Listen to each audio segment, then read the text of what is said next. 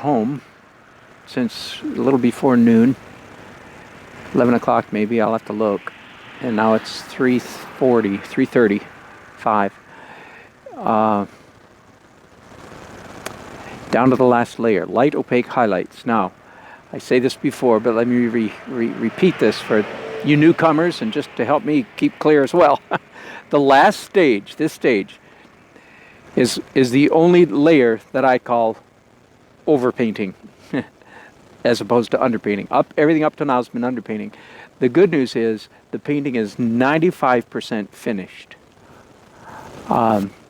Just building up layers and layers and layers of underpainting. But the overpainting is of course the last word. If I'm going to cover anything up, I'm going to cover it up now. Good news is not much needs to be covered.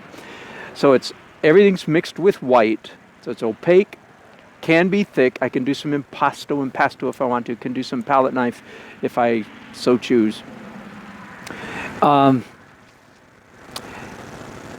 I always ask myself, where do I start the last layer? And I've got 4 options for where to start this last phase. If you've heard this before, bear with me while we review.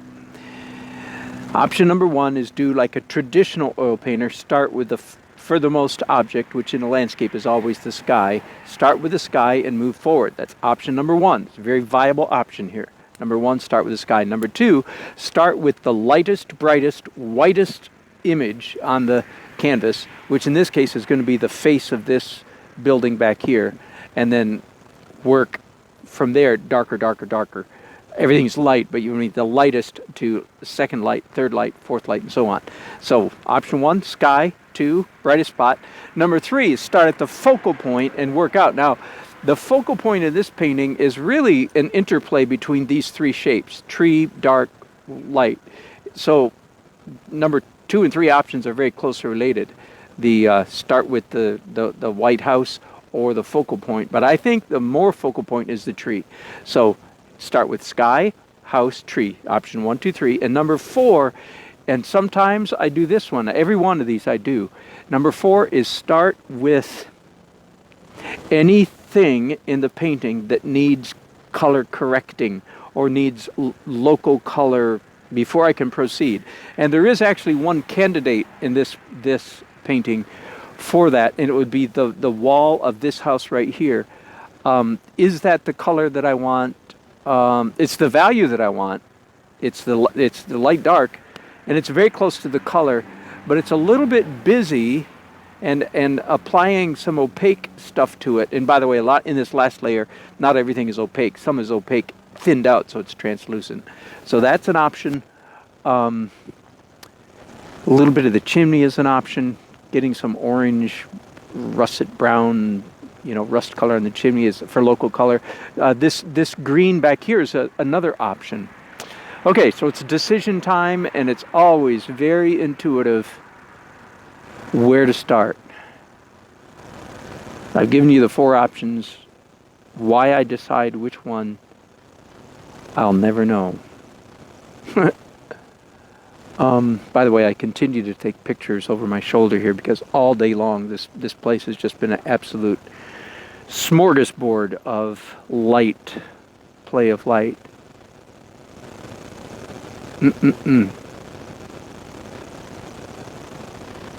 I am going slow. Okay, I was seriously thinking about doing local color green here. Decided not to. I'm afraid I would overdo it. I seriously considered doing sky. I will do sky. I think I'm going to do the lightest, brightest, whitest thing, which is the wall of that house.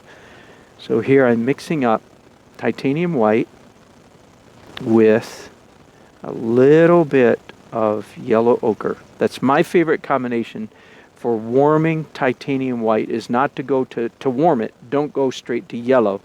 Yellow is too boing, oing, oing, oing. So I'm using yellow ochre just to warm my white. Now I thought I was the right color, but now that I hold it up against the canvas, I go, oh no. That's too white. Isn't that funny? I thought I was dead on, and I'm a very experienced painter.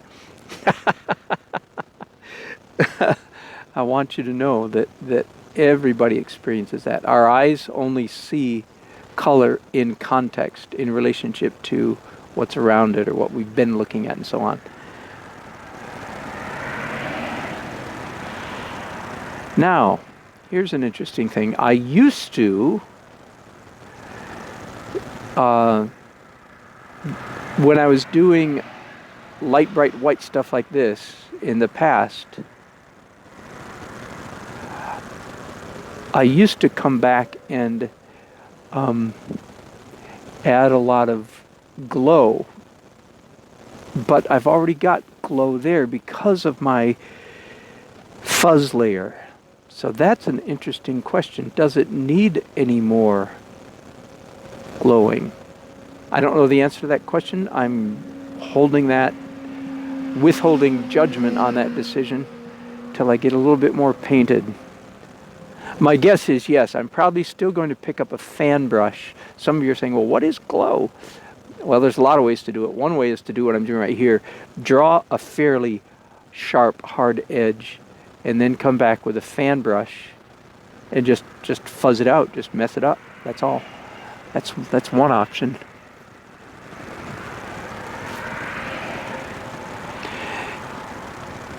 Okay, and it is at this point that I decide how much of that pencil do I want to retain? How much of it do I want to show through now? Because I'm fully at liberty to push it back and cover up some of the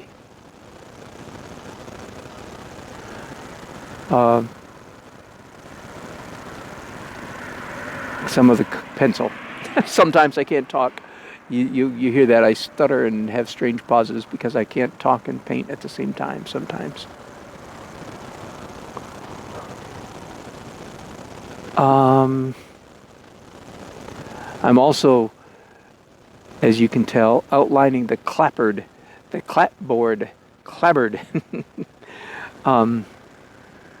pretty carefully here.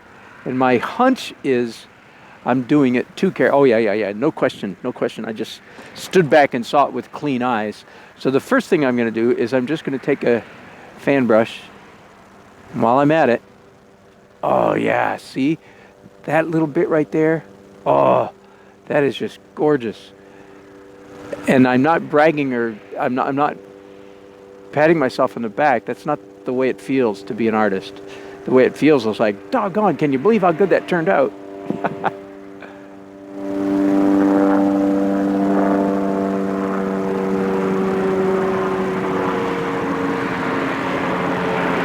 Okay, another lesson you hear from me often.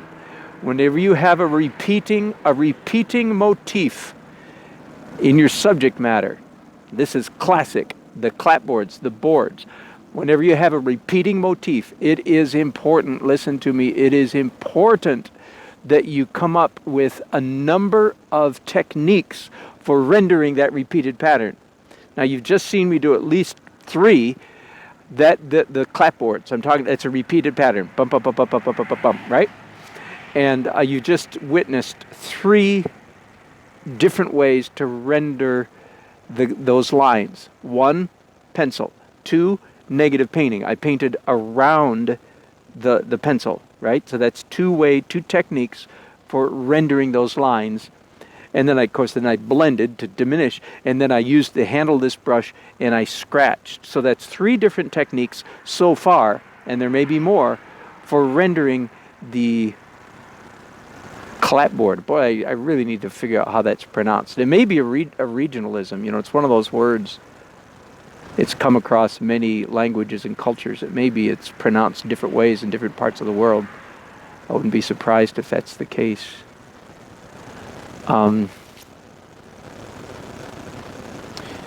Anyway, so I've come up with, so far, 3 different ways for rendering it. Why is that so important? Because The essence of good painting is making interesting marks, and the essence of interestingness. We have to make up languages when we talk about art. We have to make up words. We just can't do with the words we've been dealt. The essence of interestingness, the core ingredient to interestingness is variety. So there you go. Why do you have to come up with different ways to render the lines between boards?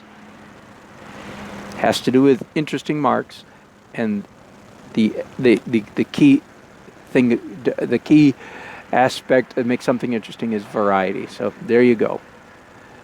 So anytime you have same thing is true of branches and trees. That's a repeated motif. Mullions and windows. We only have one window here, so it doesn't really count. But if you're doing a whole building full of windows, porch railings, right? That's a repeated motif. And you have to come up with a variety. You cannot, at least if you're painting well, like me, Rembrandt, and Frans Hals,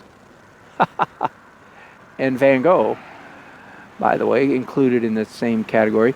If you're painting abstract realism, you cannot paint all those porch railings the same way, right? Which is just exactly what most people who don't know better, it's exactly what they do.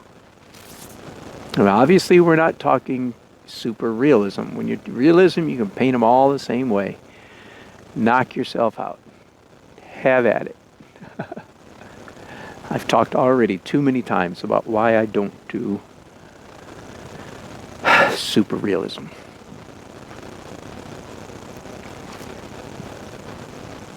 This lady at this house is probably wondering, doggone, how long is this guy going to be out here painting?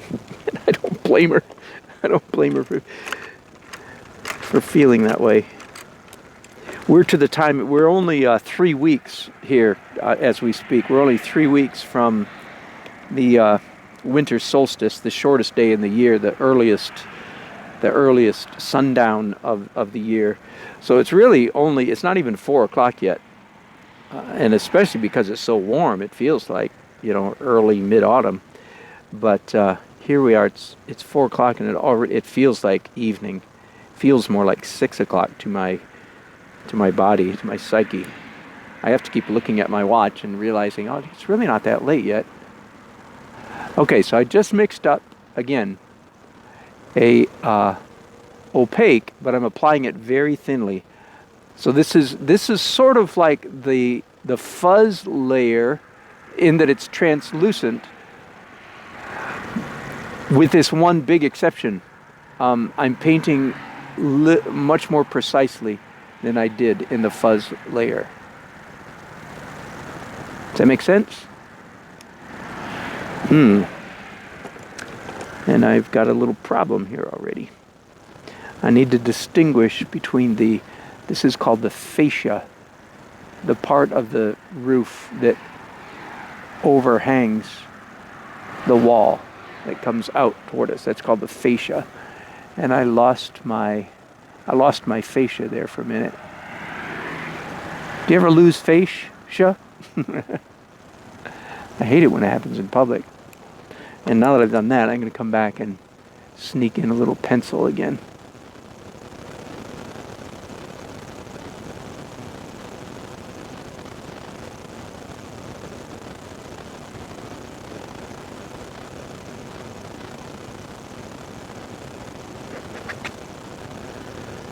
What was that last thing I did? That was abstract. That was, after a certain amount of over fastidiousness, my hands have permission to have a little seizure without my permission. My hands say, "Oh, no, you don't. You're getting too uptight there, Mr. Nelson. We need to help you out with a little seizure." And so my hands do a crazy thing, sort of without my permission. Hard to describe this process. That's the best way I can come up with describing it. If I try to do that kind of thing on purpose, it always comes off contrived and artificial, not convincing. So it almost is like my hands do it without me thinking about it. Really weird. Really weird to describe that. You know what? All the roofs here at this compound are fairly new. And unlike the rest of the building, I'm happy for the lady who lives here because having a good roof is really important out in the country, everywhere. But they're slate gray, and I don't like them that color. So I'm going to make this roof at least brown because that's just what color my eye tells me it needs to be. It needs to be a little bit of a brown roof. Yep.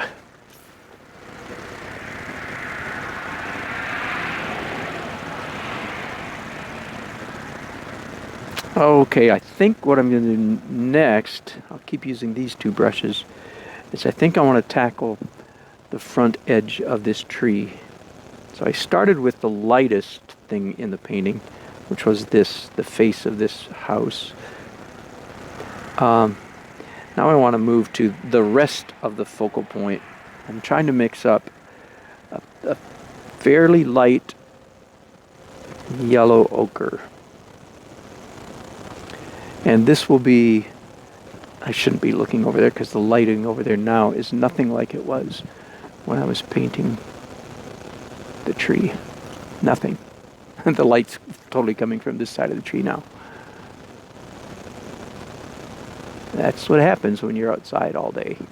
The light tends to go around. Funny. Tonight the sun is setting in the west.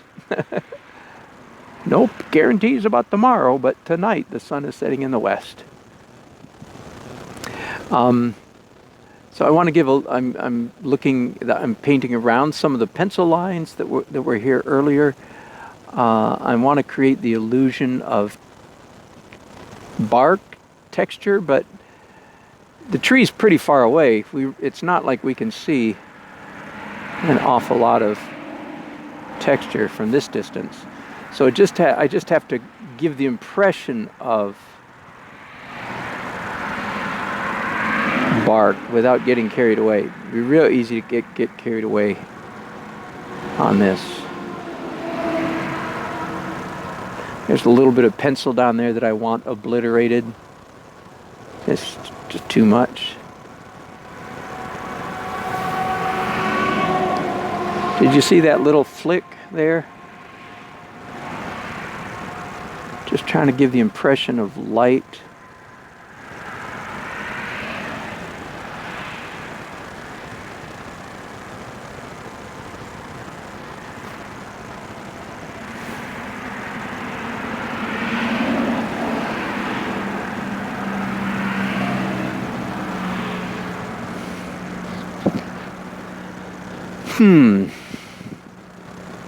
I'm going to add, this is going to be dangerous, I'm going to add a tiny bit of ultramarine blue to this creamy color that I've got going here.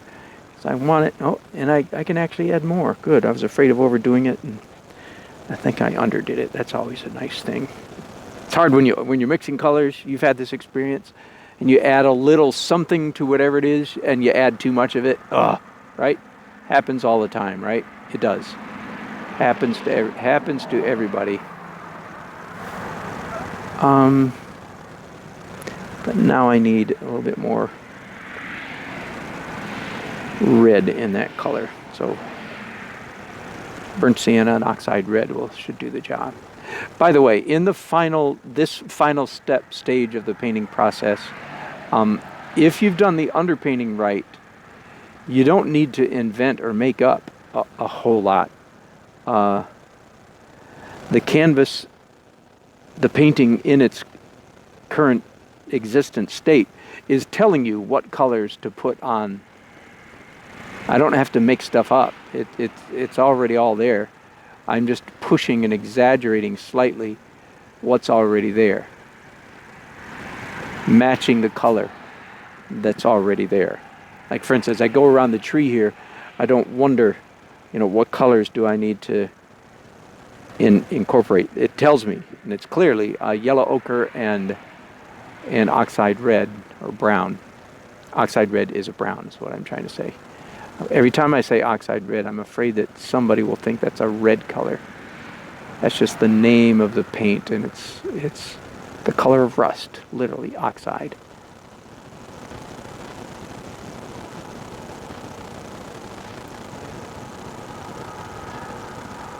Now right here, I don't know if, can I zoom you in a little bit? Yeah? The danger here is I forget to zoom out. So right here, I am violating a rule. I want to point that out, and I want to tell you why I'm doing it and how to fix it. The rule is, we, human beings, we don't like seeing dark paint on top of light paint.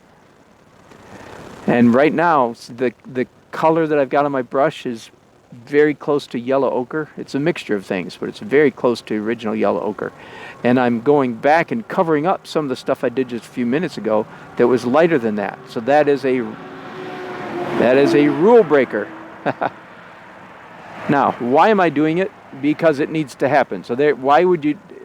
Let me say it again. We don't like seeing dark paint on top of light paint, but sometimes you have to do dark paint on top of light paint, right? Right. So there are two ways to make it work. Number one is, instead of using opaque, use a transparent color, which I am not doing right now. I am using opaque. But that is one way to make it less painful. But second, and this is what I'm going to do in a minute, I am breaking a rule, and we do not like. That is not pleasant right there. It has a ever so slight hint of muddiness about it. It does. I don't know if you can see that, but it does. But I'm going to fix it, because in a few minutes I'm going to mix up some more of this light colored stuff and come back and come up to the edge and paint just a little bit over the edge of what is right now dark. Whew. Wow, that took a lot to say. It's a lot simpler than it sounds. We don't like seeing dark on top of light, but it's an easy fix. You just come back with light and fix it. There. But before I do that, I'm going to continue doing some more of this dark stuff. And I'm spending quite a bit of time on this tree trunk, because the tree trunk, as you well know, is like the star of this whole painting.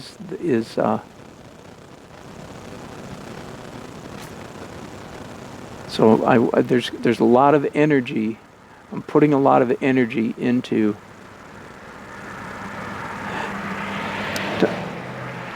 Now, how much can you see? Oh, let me back out just a little bit. Okay. So I've got a medium, the color of tanned leather, undyed leather. This color placed here on top of light stuff is awkward. I'm cheating. I'm going to do a little bit anyway.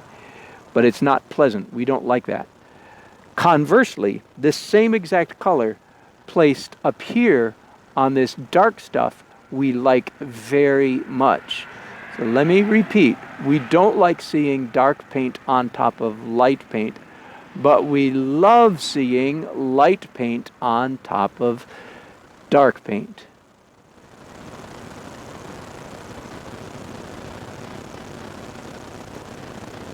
That one principle, it'll take you a lifetime to get it worked out and figure it out and apply it. But if you can begin to buy the concept, you're ahead. Now, if you're one of those that says who?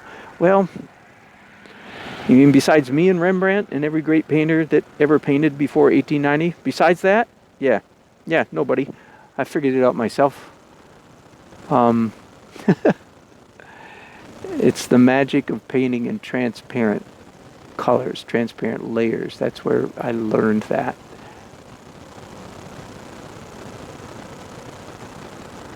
But I know nobody watching me has that kind of attitude, so all that was unnecessary. I'm driving myself nuts painting with my right hand too. So let's...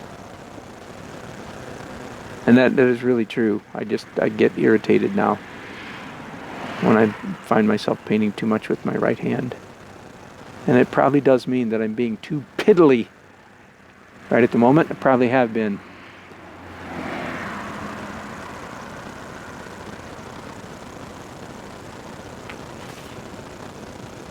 I'm trying to be very light-handed here and not cover up, allow as much of the underpainting to show through as possible. Okay, that's not bad. I'm going to stop there for the moment, and let's fix what I was just talking about a minute ago. Let's find a brush that has light paint on it. This will do. I don't want it quite that light. And then come in here and touch up on top of the darker stuff that I did just a few minutes ago, and that will make everybody happy. See, that looks good. I don't know if you can see the difference, but we like to see dark paint on top of light paint. We do not like seeing dark paint on top of light paint.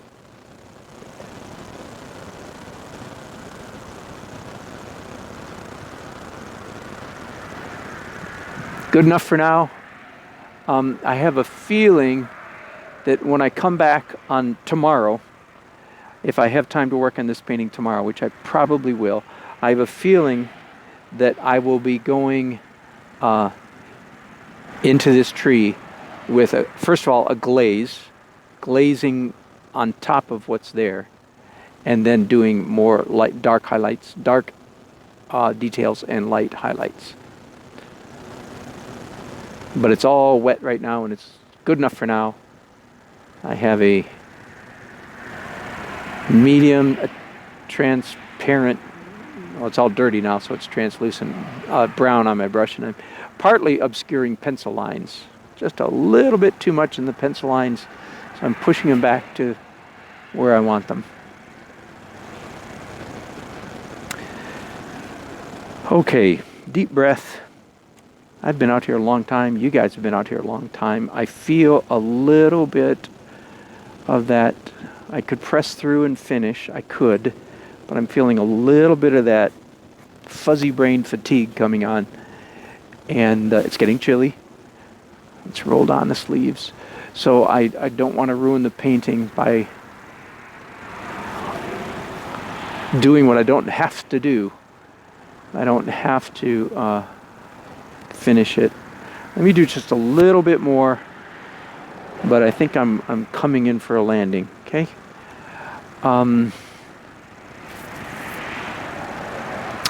Here's right now, this light spot and this light spot are two independent of each other. They're two separated. So one of the things I clearly need to do is bridge, and that's going to be this. The light in the foreground on here is going to connect, or almost connect at least, these two light areas. And let me just do some of that really quickly and see if I'm going to like where that leaves me.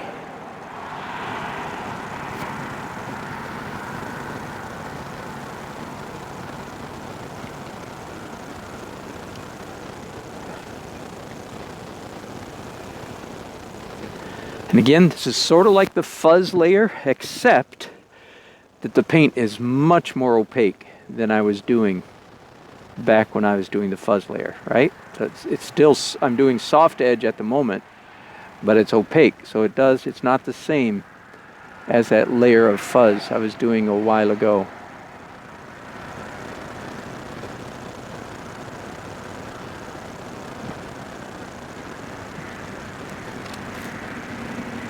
It's just a very neutral, tan, buff colored, I don't know what to call it.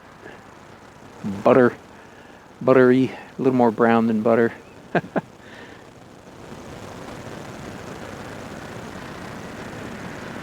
That's where our decorator friends can help us, because they've come up with words for all these colors. I'm sure a decorator would say, "Oh, that's, dusty rose." That's my favorite, dusty rose. This is definitely not dusty rose, but that's what came to mind because it came to mind.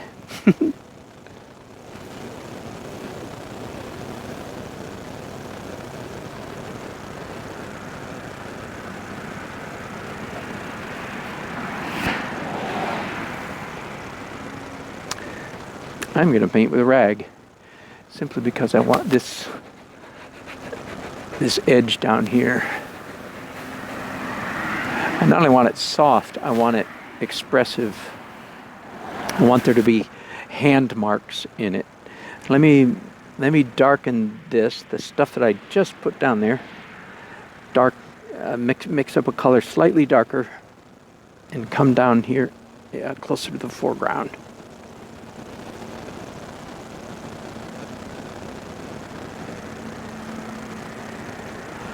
One of the first things that really caught my eye and has stayed with me the whole day that I've been out here was the path of this shadow of these trees. And evidently I didn't have enough dark right there. So I'm cheating, if you will, coming back out of order and adding some dark shadow. Now, one of the things I will almost certainly do, and again, we don't like seeing dark paint on top of light, but there are times when it can't be helped. So I'm mixing up a very transparent blue, and I'm quite sure that one of the things I'm going to do is come in here and do some shadows of branches, right? I've got the shadow of the trunk is clear, but I want some more shadow. So tell you what, stick with me for just a minute. Let me do because anytime you put dark paint on your, listen to this, anytime you put dark paint on your canvas, you are not finished with your painting. Unless it's your signature. That is, if you're doing a dark signature. And I'm being silly. Okay, so I'm not, of course I'm not done with the painting, but I'm not even done with this part of it, because I just broke the rule. I just put dark paint on top of light paint, and it was transparent, so that helps. It's not nearly as painful when it's transparent, but it still doesn't finish. So now I've mixed up a color very much like the color that was there. Whoops, are you seeing all this? Almost. I'm sorry, I lost you a little bit there, gang. Let me back out. I'm so sorry. Okay, so I was drawing these shadows with dark paint, and now the important thing I want to get across is I've mixed up this light color again, and I'm coming in and painting sometimes on top of, but more often just adjacent to the dark streaks that I just made on top of the light paint. Again, I did dark on top of light, which is a no-no, right? But if you come back then and do light, again, adjacent to, right up next to those dark lines, then all is forgiven. Now we're happy again. And I'll probably do considerably more of that kind of thing as I proceed. This shadow right here is a little too dark, so I just smudged it out with a fan brush.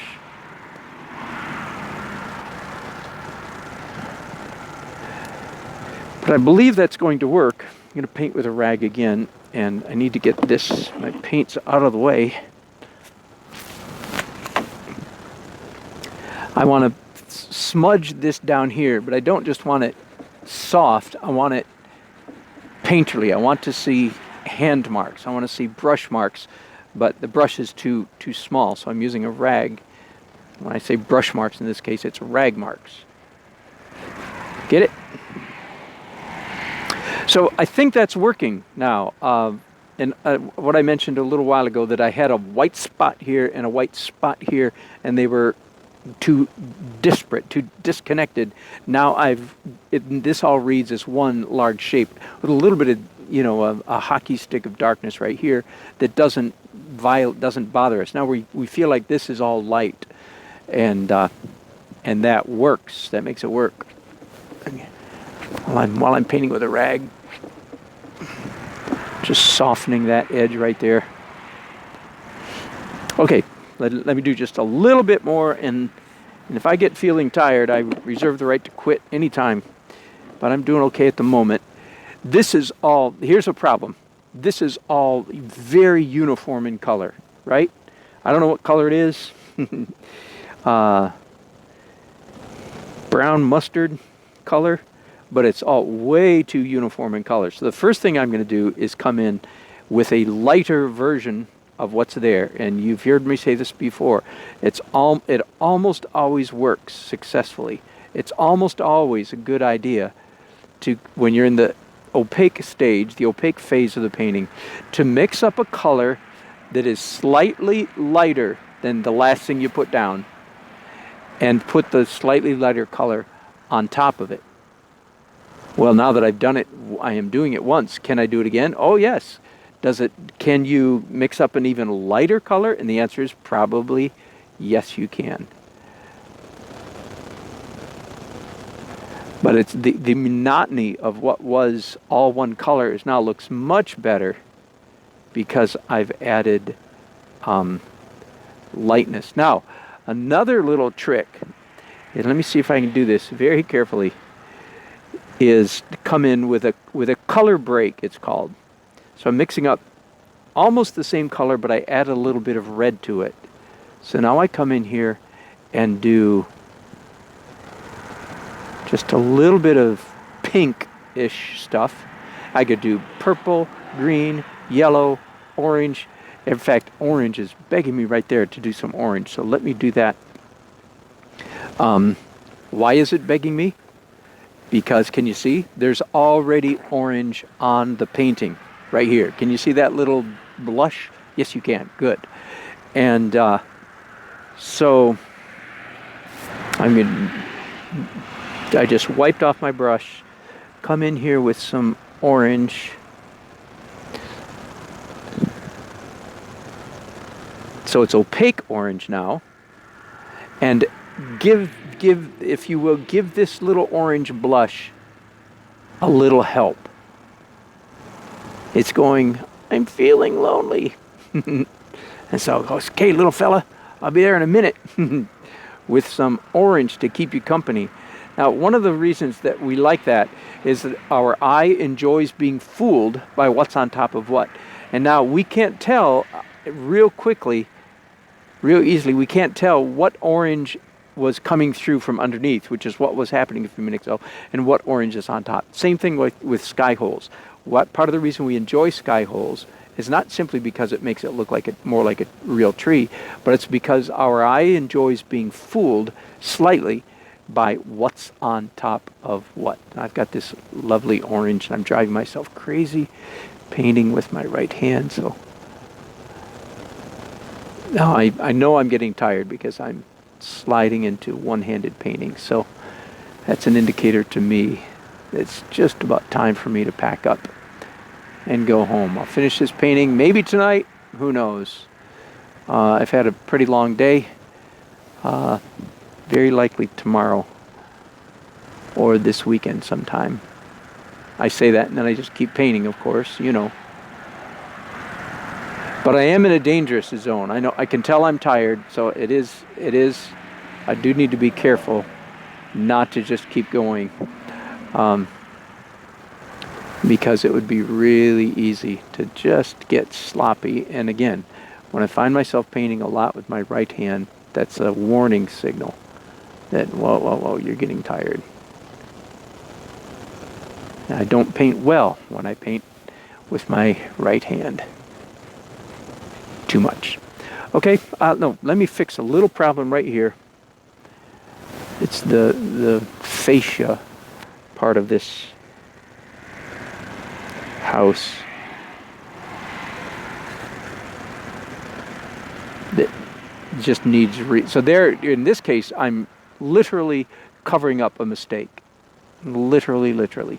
And doesn't bother me one bit. I didn't lose any sleep over it.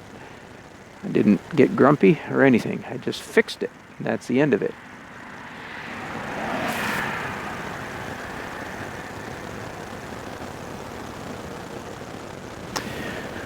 Okay, I think I'm going to stop while I'm happy, and I am happy with that. Let me see if some of you left some comments for me. I've been going for 39 minutes, so I expect there are some comments. There we go. Coffee Cat, oh my goodness, I wish you were my art teacher. Well, thank you, Coffee Cat. Thank you for joining us. You're welcome to watch just as long as I keep doing it. Seriously, these streams are far more educating than most time-lapse drawing videos on YouTube. Well, thank you for the compliment. There's a lot of great stuff on YouTube. I hope to be one of them. Almost 12 a.m. So yeah, you're ahead of us. Well, you're way ahead of us. I don't know where you are, but you're in Europe somewhere? Must be. Thanks so much for watching, all of you. Appreciate it. And, you know, obviously, this painting is going to have to go into another day. Very not uncommon for a 30 by 40 inch painting in which I can take my time, which I've been doing today. Good to have you with me. I hope to be back maybe this evening, certainly tomorrow. I'll see you then. Bye-bye.